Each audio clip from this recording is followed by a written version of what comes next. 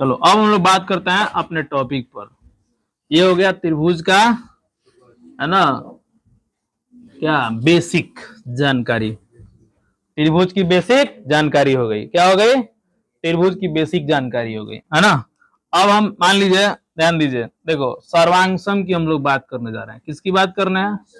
सर्वांगसम। सर्वांगसम का मतलब होता है सर्व अंग समान। सर्व अंग समान, सर्व अंग समान, सभी अंग समान हो जाए तो क्या हो गया? सर्वांगसम हो गया, है ना। हमारा भाई एकदम हमरे जैसे आ गया, मान लो सेम हाइट का, सेम हाथ, सेम पैर, सेम नाक से सेम आंख, सब मान लो एक जैसे हो गया, है ना। तो क्या कहोगे उसको?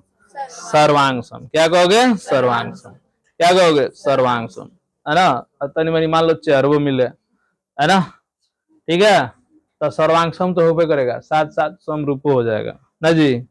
है, देखो सर्वांगसम का मतलब क्या हुआ? सर्व अंग समान। सर्व अंग समान, सर्व अंग समान हो जाए उसे क्या कहेंगे? सर्वांगसम कहेंगे।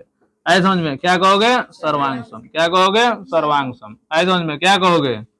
सर्वांगसम। देखो लल्लू लाल है ये, है ना। कौन है ये?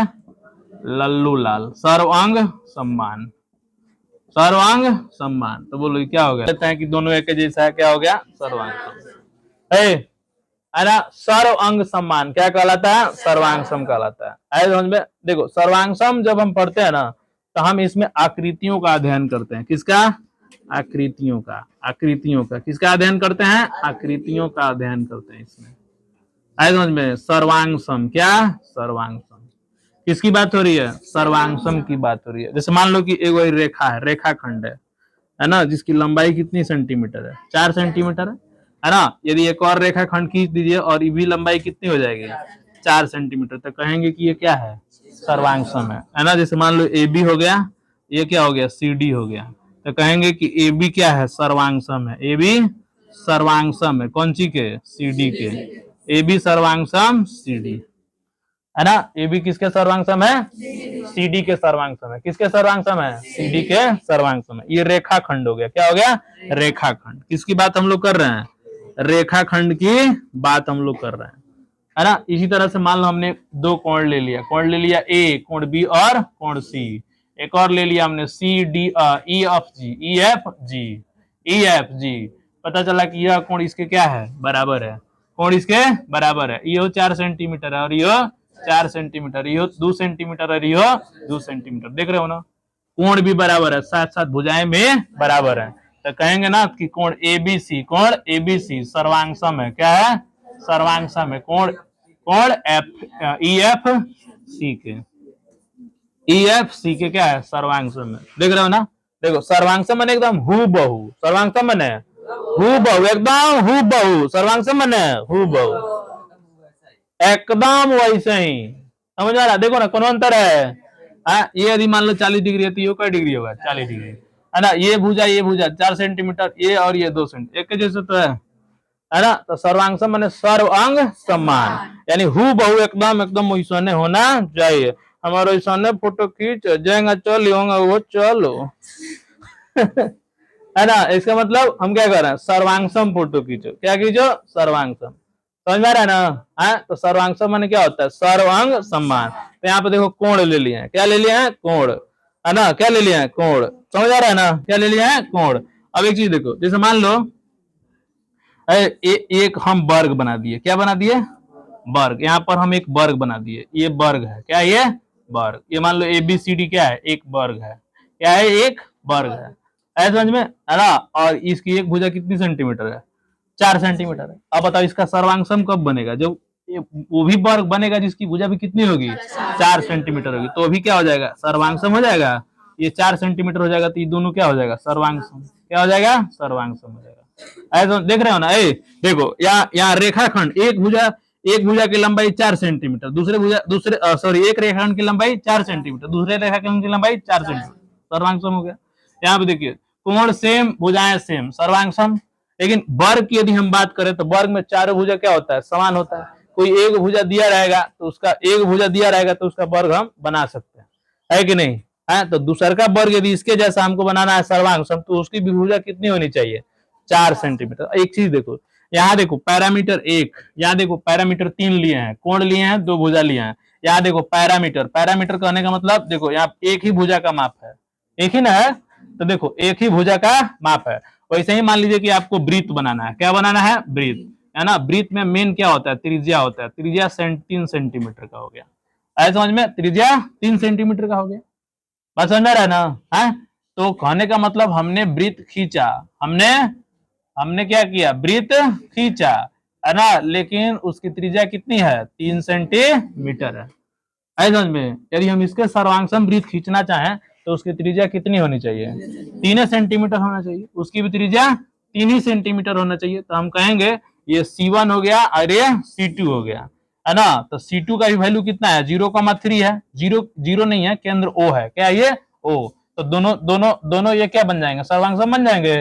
तो देखो एक ही पैरामीटर इसमें आ रहा है सर्वांगसम बनाने के लिए, है, यानी इसका कहने का मतलब है ना, समान वृत्तों की समान त्रिज्याओं के वृत्त हमेशा क्या होते हैं, सर्वांगसम होते हैं। समान भुजाओं के वर्ग हमेशा सर्वांगसम होते हैं। समान भुजाओं के रेखाखंड हमेशा सर्वांगसम होते हैं, आए समझ में। लेकिन यहाँ पर देखना है समान कोणों के क्या है, समान कोण वाले समान कोण हमेशा क्या होता है, सर्वांगसम होता है, बात समझ रहा है। तो हम बात किसका कर रहे हैं, सर्वांगसम का बात कर रहे हैं। लेकिन वहीं यदि आयत के बारे में बात कर रहे हैं तो आयत के बारे में 2 चीजें चाहिए, क्या चाहिए, 2 चीजें। जब तक दो पैरामीटर नहीं मिलेगा ना तब तक जो है वो सर्वांगसम नहीं हो सकता। जैसे मान लीजिए आयत है ना, गौर से देखिए, ये आयत हो गया ABCD, क्या हो गया, ABCD। अब गौर से देखिए ABCD, ये लंबाई हो गया, ये चौड़ाई हो गया। लंबाई कितना है, 10 सेंटीमीटर, चौड़ाई कितना है, 5 सेंटीमीटर, ऐसा समझ में। अब इसी के जैसा एकदम हूबहू बनाना है तो आपको 2 चीजें बराबर करनी होगी कि नहीं, लंबाई भी और चौड़ाई भी। यदि लंबाई 10 सेंटीमीटर हो जाए और चौड़ाई 5 सेंटीमीटर हो जाए तब हम कहेंगे कि ये क्या है, सर्वांगसम है। क्या है, सर्वांग सम्मान, देख रहे हो ना, है ना, सर्वांग सम्मान। इसमें सबसे पहला लंबाई, दूसरा चौड़ाई और तीसरा कोण। प्रत्येक कोण कितना डिग्री का होना चाहिए, 90 डिग्री का समकोण होना चाहिए, तभी ये क्या होगा, सर्वांगसम होगा, तभी ये क्या होगा, सर्वांगसम होगा। बात समझ में आ रहा है, तभी ये क्या होगा, सर्वांगसम होगा। तो आयत के केस में सर्वांगसम में 3 बातें हमको याद रखना है, प्रत्येक कोण 90 और लंबाई सेम होना चाहिए और चौड़ाई भी सेम होना चाहिए। यानी इसमें देखो 3 पैरामीटर आ रहा है, कोण, लंबाई और चौड़ाई। वर्ग में भी कोण को ले सकते हैं, है ना, लेकिन सभी भुजाओं के वर्ग जब हम कह रहे हैं तो कोण लेने की जरूरत नहीं है। समान लंबाई और चौड़ाई के आयत, समान लंबाई और चौड़ाई के आयत हमेशा क्या होते हैं, सर्वांगसम होते हैं, है ना। समान भुजा के वर्ग हमेशा क्या होते हैं, सर्वांगसम होते हैं। समान त्रिज्याओं के वृत्त हमेशा क्या होते हैं, सर्वांगसम होते हैं। समान भुजाओं की लंबाइयां हमेशा सर्वांगसम होती है, ऐसे समझ में। समान कोण हमेशा सर्वांगसम होते हैं, बात समझ में आ रहा है।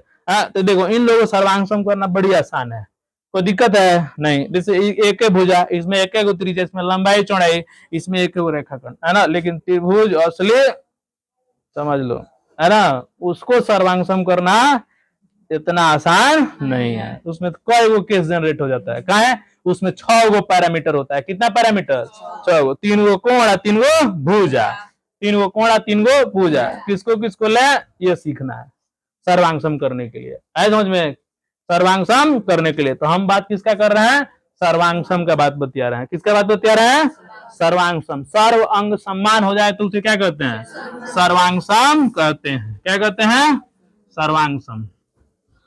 समझ में आ रहा है ना। सर्व अंग सम्मान हो जाए तो उसे क्या कहेंगे, सर्वांगसम कहेंगे। सर्व अंग सम्मान हो जाए उसे क्या कहेंगे, सर्वांगसम कहेंगे। सर्व अंग सम्मान हो जाए क्या कहोगे, सर्वांगसम। सर्व अंग सम्मान हो जाए क्या कहोगे, सर्वांगसम। जैसे मान लो रेखाखंड हो गया 4 सेंटीमीटर का हो गया, ये हो गया AB, है ना। इसके सर्वांगसम मान लो कौन है, CD है। इसकी भी भुजा कितनी हो गई, 4 सेंटीमीटर। अब यहां समझिए सब लोग, यहां समझना यह है कि भले मान लेते हैं कि AB सर्वांगसम का एगो सिंबल होता है, सर्वांगसम का एगो सिंबल होता है, ऐसे समझ में। सर्वांगसम का एगो सिंबल होता है, ऐसे समझ में। तुम्हारा दांत टूट जाए तो तुम्हारा भी नाम हो जाएगा, कौन सी ठीक है, तो सिंबल हो जाएगा ना, नाम नहीं याद रहे, सिंबल से पहचान लेंगे तो रखे। ठीक है, देखो सर्वांगसम कैसे होता है, अनुकुमारी नहीं पढ़ने आई थी कल, है कौन चीज धो रही थी? देखो ए सर्वांग सम का सिंबल बराबर हैंगा को बराबर रहता है, ठीक है ना? आप देखो ए बी और सी डी ये दोनों क्या है? सर्वांग सम है। तो ए बी सर्वांग सम क्या हो गया? सी डी हो गया। देखो इसको सर्वांग सम का सिंबल बोलते हैं। क्या बोलते हैं? सर्वांग सम का सिंबल। ठीक है, अब बताओ, अब मान लो कि वर्ग आ गया, ठीक है, वर्ग ए बी सी डी। क्या है ये? ए बी सी डी आए समझ में। और एक और वर्ग बना दिए जिसका नाम क्या होगा? ई एफ जी होगा। क्या होगा?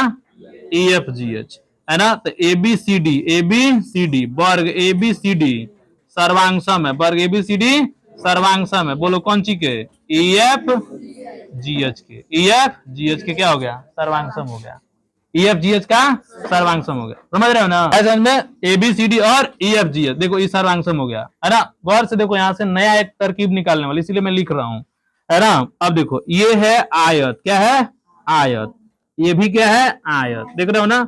ये ए बी सी डी हो गया। कौन सी हो गया? A B C D. और ये कौन सी हो गया? E F G H. E F G H हो गया। ऐसे समझ में। देखो तो A B C D, A B C D, E हो गया सर्वांग सम। सर्वांग सम कौन सी हो गया? बोलो ई एफ जी एच के। ई एफ जी एच के। देखो आयत है दोनों। क्या है?